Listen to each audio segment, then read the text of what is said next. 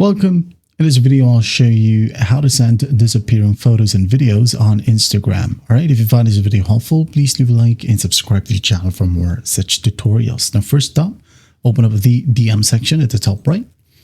Now go ahead and open up a chat. And in here, just tap on the snap button, okay, or the camera button. Now you can go ahead and upload straight up from your gallery or take a snap like so. And then once that's done, as you can see here at the bottom left, you have the allow replay option. So what you'll do is just tap on it once more. And then as you can see, we have the option to set it to view once. Okay.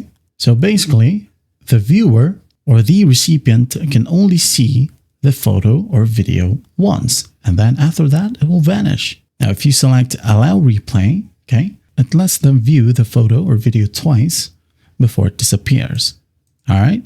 Now, once that's done, just tap on send and you should be good to go. Okay. As you can see here, we now have this logo.